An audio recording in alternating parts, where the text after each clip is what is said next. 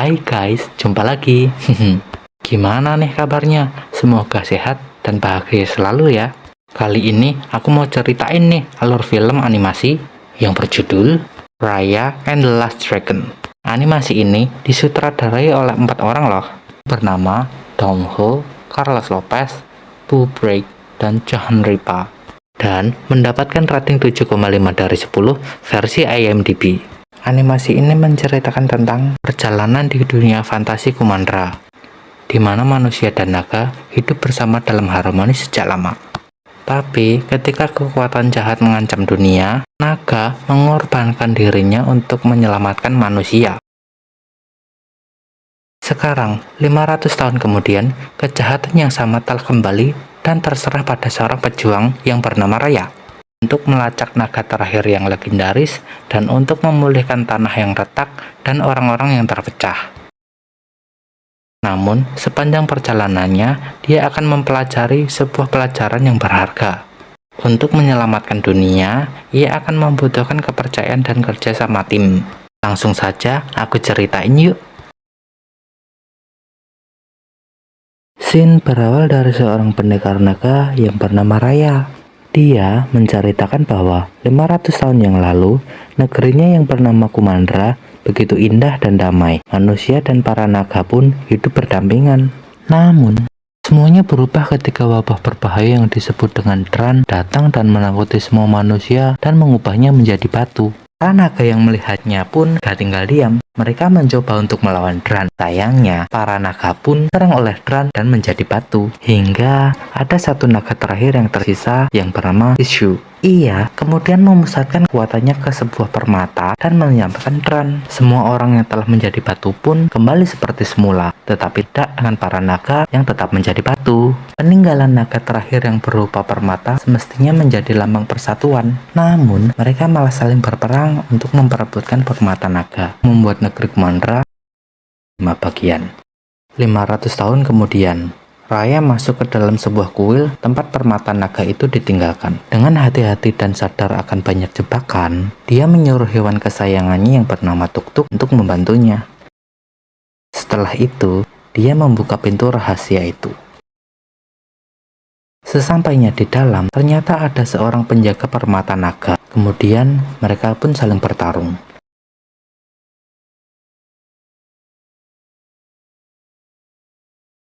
Ternyata, penjaga tersebut adalah ayah Raya, kepala suku desa Hati yang bernama Ketua Benja, yang sedang melatih Raya sebagai penjaga permata naga, yang mana semua orang di desa lain memperebutkan permata naga. Hari pun berganti. Benja berencana untuk menyatukan kembali Kumandra dengan mengundang para pemimpin desa lain untuk datang dan makan bersama. Desa-desa ini terdiri dari desa Ekor, Cakar, Tulang, dan desa Taring.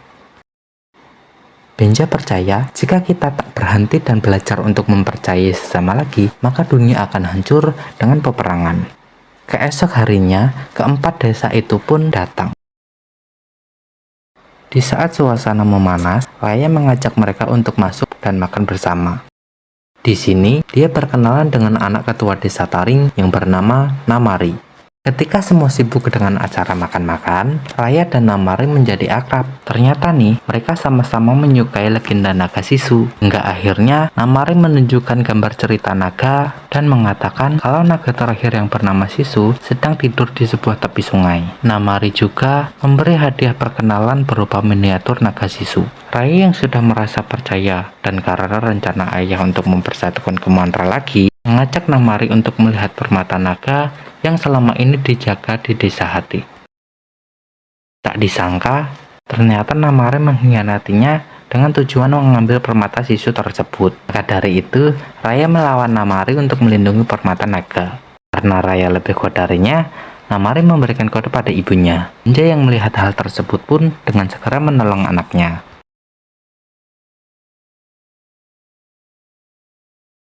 Awalnya, Benja tak ingin terjadi pertumpahan darah dan ingin meredakan masalah. Akan tetapi, Benja malah dipanah oleh pasukan Namari. Seketika itu juga, para warga desa lain berebut mengambil permata naga. Sehingga, permata itu jatuh dan pecah menjadi 5 bagian. Langsung saat itu juga, Ran terbebas kembali dan berupaya menyerang mereka. Warga yang sadar kalau makhluk itu takut dengan permata naga langsung mengambil potongan permata tersebut untuk menaklukkan Ran serta lari dari kuil itu.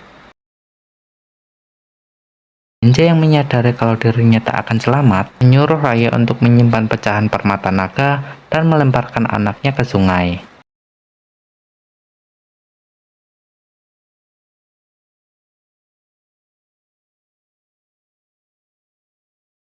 6 tahun kemudian, Raya mengembara untuk mencari keberadaan naga Sisu. Lalu saat Raya sampai di ujung sungai terakhir, Raya masuk ke dalam kapal yang karam dan berdoa, berharap menemukan Sisu di ujung sungai terakhir yang ini. Ternyata, usahanya gak sia-sia. Seketika itu pula, naga Sisu bangkit. Setelah itu, dia bercerita kalau dunia yang Sisu selamatkan dahulu sedang tidak baik-baik saja, karena permata naga telah pecah akibat dirinya. Walaupun dia mempunyai potongan permata naga tersebut, Sisu tetap tidak bisa mengembalikannya secara utuh karena yang sebenarnya adalah permata itu dibuat oleh para saudaranya. Sisu yang ketika memegang potongan batu permata tersebut, tiba-tiba saja dia menjadi glowing. Ternyata, batu permata itu memiliki sihir yang dimiliki adiknya. Mereka juga langsung menyadari kalau Sisu masih terhubung dengan sihir batu permata itu. Senang sekali mereka. Lalu mereka pun berkomitmen untuk menyelamatkan dunia. Ternyata, Namari yang juga ingin mencari dan mengumpulkan pecahan permata naga malah menemukan barang milik Raya yang terjatuh. Akibatnya, Namari pun langsung dengan cepat mendatanginya. Namun, tempat tersebut sudah kosong karena Raya sudah melanjutkan perjalanannya. Di sini, Raya memberitahu Sisu bahwa setiap desa memiliki pecahan permata, hingga mereka pun sampai di gua desa Ekor. Rintangan pun mereka lewati. Setelahnya, Raya pun kagum pada naga Sisu. Lalu Sisu menjelaskan bahwa dia adalah naga air dan pandai berenang gaya punggung. Ketika mereka berhasil mengambil potongan permata dan Sisu memegang potongan permata itu, dan tiba-tiba Sisu berubah menjadi manusia. Saat itu, Namari menemukan mereka dan terjadilah pengejaran. Saat kabur, Raya yang sadar kalau kucing yang ditunggangi oleh Namari itu takut pada air, dia pun loncat ke dalam sungai. Dan menaiki perahu yang ada di dermaga. Ternyata perahu itu dipimpin oleh seorang kapten cilik yang bernama Pound. Lalu Raya pun memberikan beberapa batu giok pada Pound agar bisa dengan cepat pergi dari tempat tersebut. Nah, karena perahu ini jalannya lemot, Sisu pun berinisiatif untuk membantu mendorong perahu mereka dan kemudian mereka menuju desa Cakar.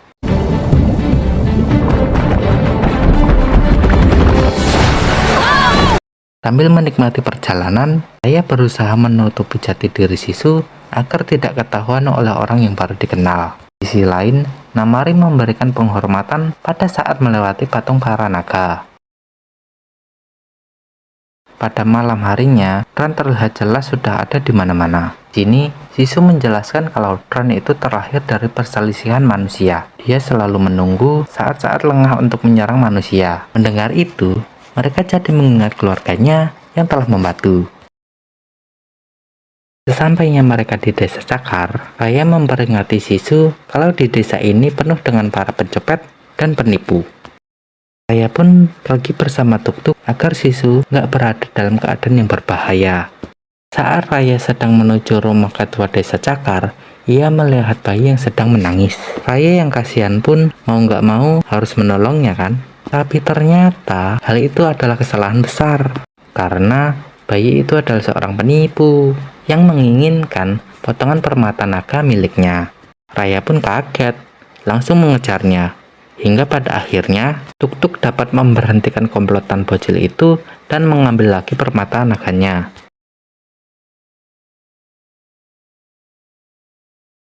Merasa melas terhadap mereka, dia pun memiliki ide untuk memperkerjakan mereka agar dirinya bisa masuk ke dalam rumah ketua Cakar.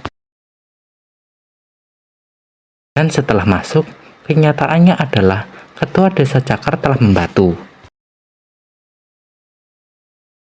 Kemudian, seseorang memberitahu kalau potongan batu permata itu berada dalam genggaman ketua desa Cakar yang paling kejam.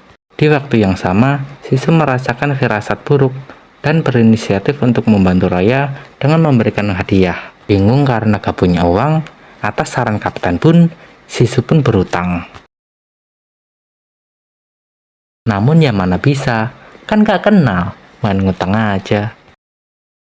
Beruntungnya, Sisu ditolong sama nenek tua, yang tanpa disadari, ternyata nenek itu juga telah menipunya dengan mengantarnya keluar gerbang yang dipenuhi oleh Dran.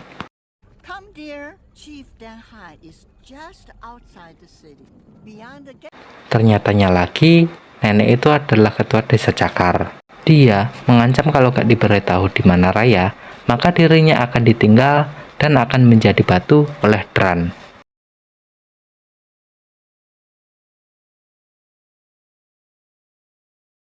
Beruntungnya, Raya datang menolong Sisu dan menyaut potongan batu permata milik nenek tersebut.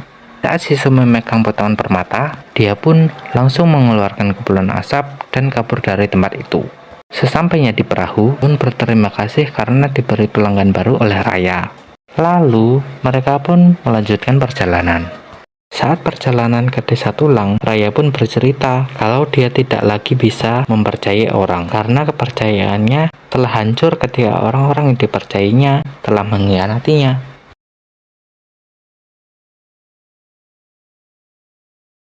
Sontak saja, ketika sampai di desa Tulang, Sisu langsung lari, mengambil bubur untuk diberikan kepada ketua desa Tulang, bahwa apa yang telah dipikirkan Raya itu adalah salah. Raya yang melihat hal itu pun langsung mengajarnya. Tak lama kemudian, Sisu sadar kalau sikapnya itu sudah seenaknya tanpa berpikir panjang, yang mengakibatkan mereka pun ditangkap oleh kepala desa Tulang yang bernama Tong.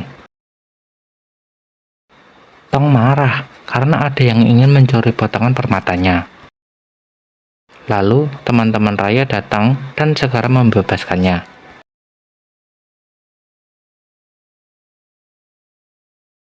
Nggak lama kemudian, Namari datang untuk menyerang Raya.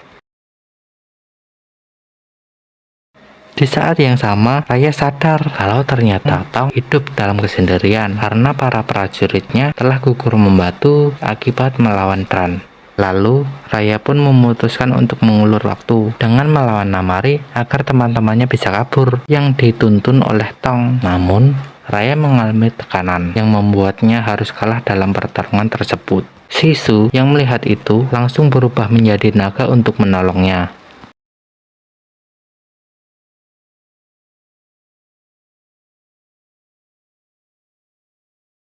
Teman-temannya yang baru tahu kalau Sisu adalah naga marah padanya. Tapi disinilah yang menjelaskan kalau tujuan dirinya dan Sisu bersatu adalah untuk memperbaiki dunia dari Dran. Dari itu, mereka pun ikut bekerja sama. Tak disangka-sangka, Tong memberikan potongan batu permatanya pada Sisu yang membuatnya memiliki sihir hujan.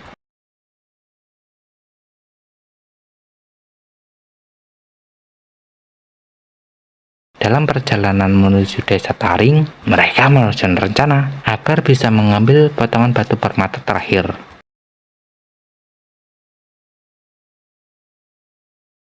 Lalu, Sisu mengajak Raya untuk mengunjungi sebuah kuil. Tempat itu ternyata adalah kuil desa Hati. Nah, di sini Sisu menunjukkan saudara-saudaranya yang sudah menjadi patung. Sisu bercerita bahwa 500 tahun yang lalu, dia dan saudara-saudaranya adalah negara terakhir yang tersisa dari kekejaman Dran.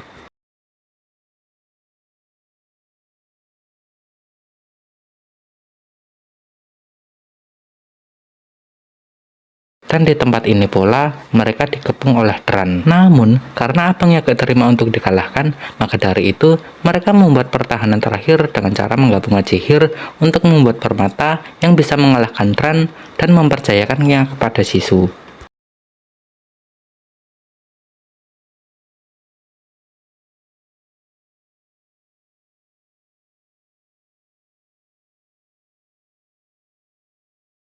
Berkat kepercayaan kepercayaan itu, Sisu menyadari kalau kepercayaan itu dapat membuatnya lebih kuat dari yang pernah dibayangkan. Begitu juga dengan Namari. Jika dia tidak mempercayainya, maka hanya Raya yang harus memulai untuk mempercayainya. Setelah itu, Raya mendatangi ayahnya dan memberikan bunga. Kemudian, Raya memutuskan untuk menggunakan ide Sisu untuk memberi Namari hadiah. Berupa kalung Sisu yang pernah Namari berikan kepadanya 6 tahun yang lalu. Di sisi lain, ibu yang bertemu dengan Namari merasa takut karena menurutnya jika Sisu berhasil memperbaiki dunia, maka para warga dari desa lain akan menyerang desa Taring karena telah membuat dunia menjadi hancur. Di malam harinya, komplotan bocil pun beraksi, memberikan surat kepada Namari.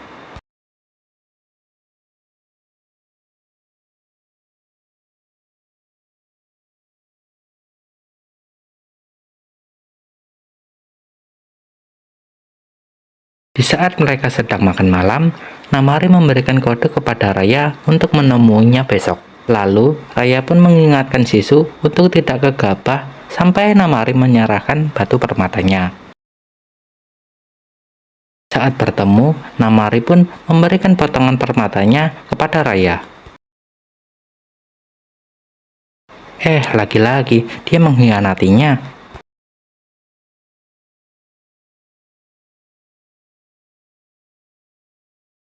Di saat Raya ingin melawan, Sisu menahannya agar tetap santuy.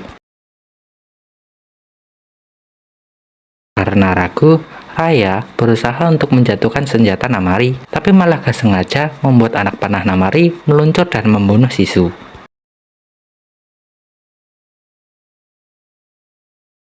Sontak, Namari pun langsung lari dan mengambil potongan permata miliknya. Di saat itu juga, hal aneh lainnya terjadi dan membuat air laut menjadi kering.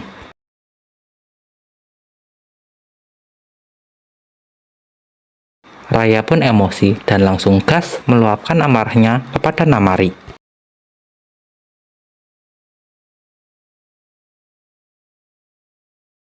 Pertarungan sengit pun gak terhindarkan.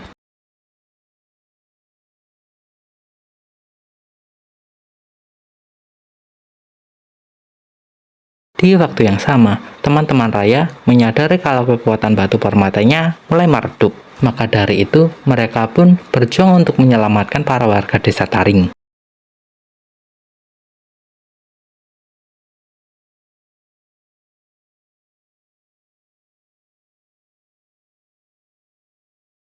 Raya yang telah dibutakan oleh emosinya berhasil mengalahkan Namari.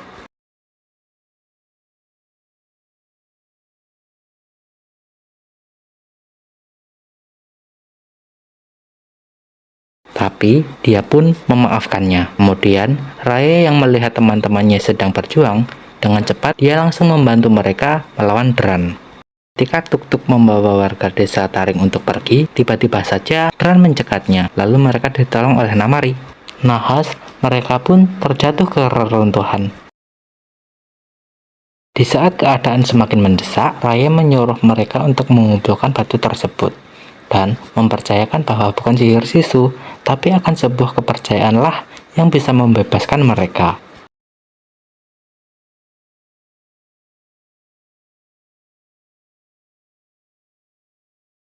Namun, karena tidak ada yang mempercayai Namari, Raya pun memulai untuk mempercayai Namari duluan dengan memberikan potongan batu permata padanya.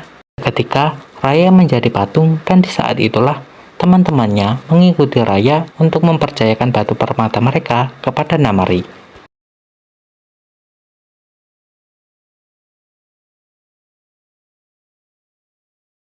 Namari pun sebenarnya pengen kabur, tapi karena sudah dipercayai, ia pun merangkai pecahan batu permata itu menjadi batu permata utuh. Sial, mereka malah membatu.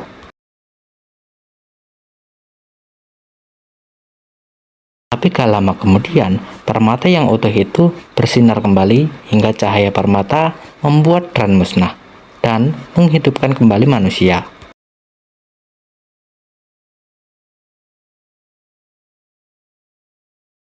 Setelah itu, dunia pun menjadi normal. Dan gak disangka, para naga yang sudah membatu sejak ratusan tahun yang lalu hidup kembali. Lalu, mereka berkumpul dan menghidupkan kembali Sisu.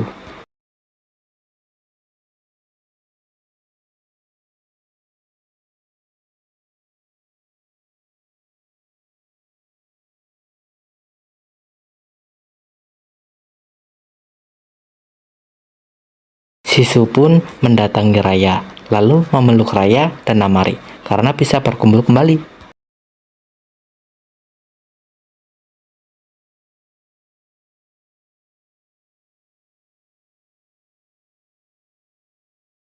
Kemudian mereka pulang ke desa masing-masing untuk bertemu dengan keluarga mereka.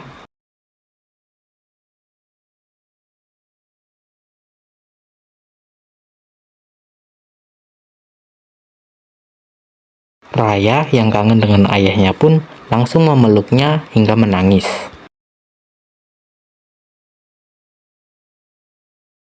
Dan saat itu pula, Sisu mendatangi mereka dan mengatakan kalau Kumandra telah tercipta lagi karena perjuangan Raya. Sisu dan ayah pun sangat bangga pada Raya. Para warga Kumandra pun telah berkumpul dan berdamai kembali.